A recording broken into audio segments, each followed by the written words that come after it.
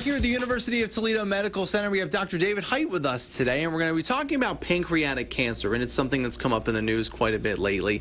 I guess I'll start with how prevalent is it in people these days with some of the things you're seeing? Well, the National Cancer Institute has estimated that there's going to be approximately 50,000 new cases of pancreatic cancer this year, which is up from over the previous years.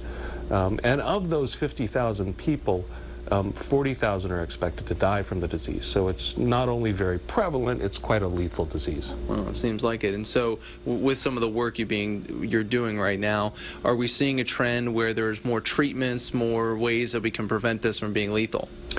I think so. The progress has been slow over a period of time, but I think the important thing to realize is that the development of multidisciplinary treatment centers, like we have here at the University of Toledo, are crucial because it's therapy that needs to come not only from the surgeon, but from the medical oncologist, from the radiation oncologist, and we try to take a more holistic approach to these cancers. How about detection-wise? Are people detecting it in a safe range where they can get some treatment to hopefully beat it?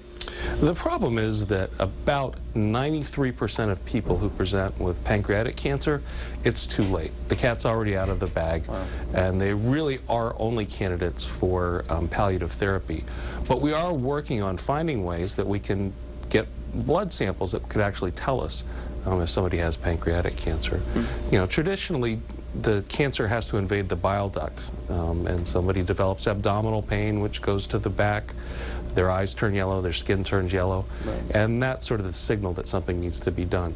But as of now, really just looking at preventative factors like quitting smoking, reducing your weight, and looking into possibly getting CT scans on a periodic basis if you have a strong family history of pancreatic cancer. These are the main ways that we'll be able to increase the number of people who can actually benefit from treatment. Is there a time frame, though? If it does run in my family, is there a time frame when I should start to come in to see somebody like you or start to get some of the CT scans? I think at least 5 years before the family member develops pancreatic cancer, it'd be wise to see somebody to work on a screening protocol. Okay, so that's not a terrible range of working in that. Do you think, though, that people, when it's too late for them, if they already come in with those symptoms, do you foresee a time when you could have more people coming in with the earlier stages? I mean, do you think that this word of trying to get it out there and the research that you're doing will try to push people to that?